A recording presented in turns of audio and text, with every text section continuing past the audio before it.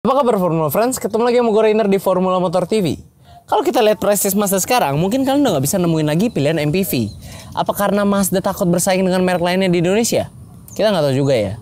Tapi yang pasti Mazda dulu punya mobil andalan mereka yang laku di pasaran. Ini dia Biante. Dulu jadi andalan, kini sudah diterlantarkan. Kenapa sih Mazda Biante bisa sampai disuntik mati? Apa karena nggak seenak itu? Yuk, mari kita coba.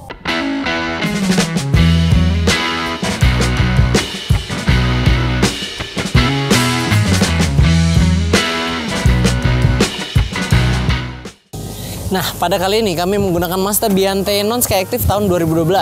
Sebelum kami lanjut, pastikan kalian like video ini bila kalian menyukainya, dukung kami dengan cara subscribe, dan jangan lupa bunyikan lonceng notifikasi agar kami bisa semakin semangat untuk menjadikan konten menarik yang ada di Formula Motor TV. Oke, tanpa basa-basi lagi, yuk kita tes.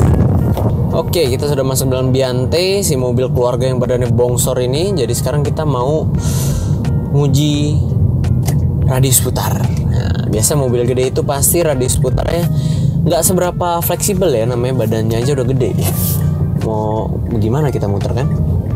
Sekarang kita muter dari jalur paling kanan ke masuknya ke jalur paling tengah. Cukup standar untuk mobil yang badannya dan dimensinya sebesar ini.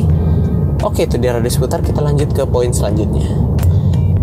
Oke, bahas fitur mobil keluarga yang satu ini. Sebenarnya fiturnya terbilang cukup wah ya untuk mobil pada zamannya. Dari luar mau masuk ke dalam ini kalian sudah disambut dengan dual power sliding door tentunya, karena ini Mazda Biante. Jadi pintu kiri kanan sudah geser secara elektrik, bisa diatur dari remote, dan ada tombolnya juga di bawah setir sini. Nah, masuk ke dalam kesan canggih melekat lagi pada mobilnya yang sudah keyless. Jadi udah nggak pakai kunci colok, tapi kunci tinggal dicetak aja di sini. Jadi kunci kalau kalian taruh kantong itu udah aman. Nah, kalau di samping sini pengaturan spionnya sudah elektrik, retract juga, jadi pelipatannya secara elektrik. Kalau di setirnya ini udah ada audio steering switch. Nah, jadi untuk entertainment system yang terhubung dengan head unit, dia udah kalian nggak perlu repot-repot dari sana lagi. Setirnya sudah dibungkus dengan kulit, joknya juga sudah full kulit, jadi mobil ini kesan mewahnya itu dapat banget. Nah, selanjutnya head unit di sini masih orisinil ya, dia merek Alpine dan sudah mendukung konektivitas seperti Bluetooth, radio, ada USB juga, aux dan lain-lain. Jadi sudah cukup lengkap. Nah, AC di sini digital, pengatur lewat sini, tapi digital layar di sana karena dia dashboardnya modelnya yang center gini ya, tengah semua informasi, dan bahkan MID-nya ada di sana, digital tampilannya, mantap. Nah, kalau kita lihat di belakang itu joknya udah captain seat, jadi buat akses ke baris tiganya itu gampang, dan ini luas banget. Oh iya, bagasi juga luas banget. Kita kasih stock seatnya aja di sini supaya kalian bisa lihat sebetapa luasnya bagasi dari Biante ini. Nah, sementara kalau segi fitur keselamatannya, mobil ini sudah dilengkapi dengan dual airbag untuk dua penumpang depan. Pengereman juga sudah mendukung ABS, EBD, dan brake assist. Ditambah mobil ini pengereman depan belakangnya itu udah cakram. Nah, terus mobil ini juga sudah mendukung ISOFIX di jok belakangnya. Jadi buat kalian yang bawa anak-anak atau masih bayi di bawah umur itu bisa pakai baby car seat, karena memang mobil ini diciptakan untuk kebutuhan keluarga ya, perjalanan jauh, perjalanan dekat. Jadi memang fitur-fitur tersebut harus ada. Dan yang pastinya mobilnya sudah punya parking sensor dan parking kamera karena badannya besar. Jadi buat kalian yang masih ragu-ragu untuk parkir, tenang aja, pasti gampang di sini karena ada kameranya. Sejauh yang gue dengar, kekedapan di mobil ini tergolong bagus untuk di kelasnya, karena kita udah pernah test drive Serena, kita udah pernah coba bawa Foxy juga di video Formula Motor TV, dan gue bisa bilang ini salah satu yang terbaik untuk masalah kekedapan kabin, karena ketara banget bedanya. Ketika kita tutup kaca itu hening, meredam suara dengan baik. Dan juga karena ini ciri khas mesinnya Mazda, dia bunyinya tuh nggak berisik ya, nggak kasar. Mesin bensin juga sih, tapi ya tuh, walaupun kita gas dia raungannya tuh kecil gitu, nggak yang kasar atau gimana. Jadi membuat engine noise-nya juga masuk ke dalam juga kecil. Nah, outside noise juga masuk kecil, bannya juga nggak berisik. Jadi untuk kekedapan kabin mobil ini tergolong bagus. Lanjut kita bahas posisi berkendara dari mobil ini. Tentunya posisi berkendaranya ini seperti minivan pada umumnya ya. Kalian posisinya ya kayak gini lah, nyupirnya enak. Di sini ada armrestnya, jadi tangan kalau nggak cepat pegel. Setir ini bisa tilt teleskopik ya. Kita tunjukin. Nah tuh, nah, bisa naik turun. Nah, mantap. Jadi pengaturan udah luas, joknya bisa maju mundur, dan ada pompa naik turunnya juga, model pompa. Nah, senderannya bisa diatur, tapi ini udah enak. Sejauh yang kami coba dan gue alami, untuk posisi pengemudi ini mobil ini nyaman. Tapi yang bikin beda dari mobil sejenisnya atau rival-rivalnya itu adalah kacanya yang besar-besar ini mengelilingi kita. Jadi kita serasa bawa kayak akuarium berjalan, tau gak? Ngeliat depan, lihat kanan, kiri, itu luas banget pemandangannya. Kita sebentar lagi mau tes visibilitasnya juga, jadi langsung saja kita coba masuk ke bundaran. Memasuki bundaran, saatnya menguji visibilitas dari mobil ini. Karena kita di bundaran ini kita perlu ya lihat depan, kiri, kanan, semuanya kita perlu. Dan seperti yang sudah kami duga, tidak ada masalah karena ini tuh lebar banget kacanya, gede banget. Kalian pasti jarang lah ketemu mobil kacanya segede gini. Even Serena ataupun Nafuan atau Foxy gitu ya. Kedepannya juga luas pemandangannya. Bahkan kaca ini aja nih yang untuk tugasnya meminimalisir blind spot, itu ukurannya lebih besar daripada mobil-mobil pada umumnya. Jadi buat visibilitas mobil ini sama sekali tidak mengganggu, malah memberikan kesan mobil ini akuarium berjalan. Untungnya kita sudah pakai kaca film, mereknya apa nggak boleh disebut, belum ada yang endorse. Ya, itu tadi kita baru saja melewati speed bump dengan mobil ini. Ini pertama kali kita coba Mazda Biante, dan gue juga baru pertama kali nyetir Mazda Biante. Ya, suspensi bisa dibilang standar lah ya. Nggak yang empuk banget. Ya, nggak empuk banget. Tapi keras juga sih enggak ya. Badannya segede gini ya. Coba kita kencengin aja ya. Hajar. Ya, oke sih, oke aja gitu, nggak menimbulkan kesan yang wow atau gimana, biasa aja. Tapi dibilang keras sih nggak, ya oke aja lah, masih support untuk kenyamanan, tapi bukan yang terempuk di kelasnya. Seperti biasa kita sekarang mau menguji handling dari mobil yang badan bongsor ini. Depan, kanan, kiri, belakang sudah kosong. Sekarang saatnya kita zigzag. Nggak ada VSA-nya mobil ini sebenarnya juga, tapi limbung kali. Limbung. Body roll sangat terasa, sangat tidak disarankan, dan bahkan mungkin ini mobil yang paling tidak stabil kalau kalian ajak bermanuver ya. Tapi memang mobil segede gini nggak cocok dibawa kalian bawa manuver ya. Kecuali mungkin Hyundai H1 itu paling enak rasa berkendaranya. Kalau ini ya untuk perjalanan santai, cantik, pelan-pelan gitu ya, bukan untuk yang ceng-ceng satset. Dan ya pokoknya body rollnya terasa, limbung. Mungkin akan lebih bagus kalau saja dia sudah diberi vehicle stability assist, tapi sayangnya juga mobil sudah discontinue, udah nggak ada lagi. Jadi percuma kita ngomongnya ke siapa. Mazda membekali MPV bongsor ini dengan mesin berkode MZR 2.0 berteknologi direct injection spark ignition dengan sequential valve timing dan electronic throttle control. Dari mesin tersebut, Biante bisa mengeluarkan tenaga sebesar 150 PS pada putaran 6.200 RPM dan torsi maksimal di 190 Nm pada putaran 4.500 RPM yang disalurkan melalui transmisi otomatis konvensional 6 percepatan ke penggerak roda depan.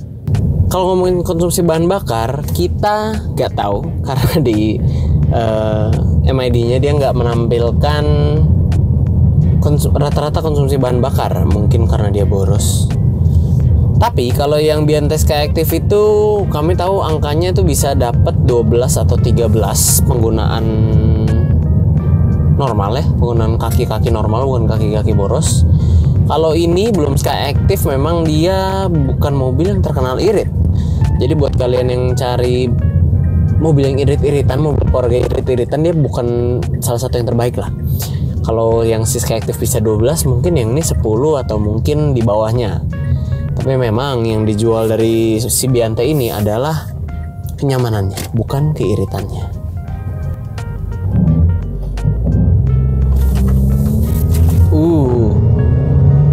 Berasa juga menarik ke belakangnya.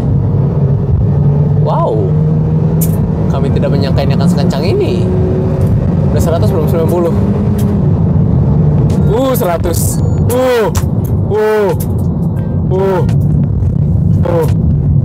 Ternyata kencang juga loh mobilnya loh. Tarikannya sih lumayan loh. Ini Mazda tuh sebelum Skyactiv memang ternyata beda loh. Beda banget, berasa. sebelum kita tes 0-100 tuh kami bahkan nggak berencana untuk tes gitu. Orang tahu ini mobil badannya gede, mesinnya nggak terkenal apa-apa, kita pikir bakal lambat lah, tapi kami iseng coba, ternyata tarikannya asik juga loh. Setelah kita coba, betapa mengejutkan performa mesin Mazda Biante ini. Ternyata dibalik konsumsi BBM yang tidak irit-irit banget, ternyata dia menyimpan tenaga yang tersembunyi. Tapi kita sudah melupakan itu sekarang. Kita sekarang ada di belakang, menikmati jadi penumpang dan mengagumi betapa leganya kabin Biante di belakang sini. Ini posisi normal ya. Legroomnya sangat-sangat luas. Ini 1 jengkal, banyak jari. Ini kaki bisa selonjoran dan masih ada space lega lagi di sini ya. Ini kursinya lagi didempetin. Kalau mau diatur ini bisa dari sini, bisa digeser. Nah, kita jadi mepet ke sini. Di sini ada jarak. Nah, ini bisa digeser ke sana lagi. Jadi ini buat akses ke baris ketiga lebih gampang. Jadi mode captain seat-nya dipakai. Tapi kita dempet aja dulu. Nah, satu hal lagi di sini sama kayak di depan, itu yang membuat visibilitasnya lega karena kalian lihat kaca jendelanya gede banget. Jadi ini bikin kayak apa ya? Pandangan kalian keluar itu luas. Jadi nggak bikin cepet enak dan otomatis memang buat jalan-jalan lihat pemandangan gitu, anggap aja ada pemandangan di sini, itu bagus banget. Nah, satu lagi yang membuat mobil ini itu terasa lega karena kalau kalian sadar AC-nya itu di samping, bukan di sini. Biasa kan ada cekungan di sini buat AC gitu ya. Nah, itu yang kesannya langit-langit mobil jadi agak pendek plafonnya. Tapi ditaruh AC di samping sini dan untuk baris 3 ada di atas juga. Jadi otomatis plafon ini langit-langit mobil itu rata. Dan ketika itu rata, itu menciptakan headroom yang begitu luas untuk mobil ini gitu loh. Karena bentuk mobilnya aja yang udah van gitu kan, memang atasnya luas headroomnya. Tapi karena AC-nya ditaruh di samping, ini makin luas dan memberikan efek yang lega banget mobil ini gitu loh. Walaupun di belakang sini kita sudah nggak ada fitur apa-apa lagi ya. Nah, yang kita ini ya paling cuman AC-nya yang kita unik, bisa diatur hembusan anginnya dari bawah atau atas. Dan selebihnya nggak ada apa-apa lagi. Di sini masih ada armrest, ada kantong penyimpanan di sini, kantong penyimpanan lagi di sini, kaca power di sini. Dan oke, di belakang sini baris 2 udah nggak ada apa-apa lagi ya. Sekarang kita pindah ke baris ketiga. Oke, kita udah di baris 3 Biante dan ternyata sempit. Nggak bercanda, ini belum dimundurin. Nah, jadi lega kali. 1 jengkal lagi ada, cuman memang posisi tempat duduknya agak lebih rendah dari baris 2. Jadi kita berasa sedikit lebih jongkok dikit ya, tapi nggak nyampe jongkok yang kayak Fortuner atau Pajero. Ini masih lebih nyaman tentunya dengan kelegaan headroomnya, legroomnya, dan visibilitas juga yang masih lebih baik karena jendelanya masih luas. Dan kalau kalian duduk belakang di Biante, pastikan kalian sebelah kanan, karena sebelah kanan kalian masih dapat 2 cup holder, sedangkan yang kiri udah nggak dapat. Entah kenapa, mungkin Mazda kira yang duduk di paling belakang sebelah kiri nggak akan perlu minum kali ya. Nah, satu hal lagi yang asik dari duduk di baris kedua ini ya, selain ini kalian penglihatan juga luas ke depan, bisa diatur. Nah, ini bisa recline sampai sampai serebah ini, dan menurut gue ini nyaman ya, cukup nyaman untuk perjalanan jauh. Duduk di baris ketiga sini nggak bakal ada keluhan sih, karena ya lega. Basically kan memang kalau kita untuk perjalanan jauh yang paling penting itu lega dulu ya duduk dalam mobil. Karena kalau udah sempit itu pasti nggak enak. Kalau udah lega dan bisa serba ini, ya perjalanan jauh tidak akan terasa jauh. Mazda Biante, mobil yang menawarkan pengalaman berkendara yang asik dengan kelegaan kabinnya, kenyamanan rasa berkendaranya, dan fiturnya yang berlimpah. MPV buatan Mazda yang kental dengan aura mewahnya ini memang sangat cocok dimiliki oleh kalian, para keluarga-keluarga yang suka mencari perjalanan jauh bersama keluarga besar. Karena mobil ini memang cocok untuk dibawa perjalanan dalam kota maupun luar kota. Buat kalian yang tertarik untuk mengenal mobil ini lebih lanjut, kalian bisa hubungi kami melalui Instagram resmi kami di @formula_motor, atau juga bisa langsung ke Instagram sales kami yang ada di sini. Nah, buat Formula Friends lainnya yang mau cek mobil kita link di showroom. Bekas berkualitas lainnya, kalian bisa kunjungi website kami di www.mobstripcast.com. Dan jangan lupa juga follow TikTok kami di @formula_motor. Sekian dulu friends untuk video hari ini. Kami tentunya masih punya banyak konten menarik dan edukatif lainnya yang akan kami sajikan di channel YouTube kami, yaitu Formula Motor TV. So, pastikan kalian like video ini bila menyukainya, dukung kami dengan cara subscribe, dan jangan lupa bunyikan lonceng notifikasi agar kalian tidak ketinggalan update dari kami. Pada akhirnya gue Rainer pamit undur diri dulu, sampai ketemu di video selanjutnya. Ya, suspensi bisa dibilang standar lah ya. Ke depan Pak. Kan pakai GoPro. Oh iya. Ditambah dengan joknya sudah full kulit juga, membuat. Atau bisa juga ke Instagram sales kami yang langsung ada di sini. Terima kasih.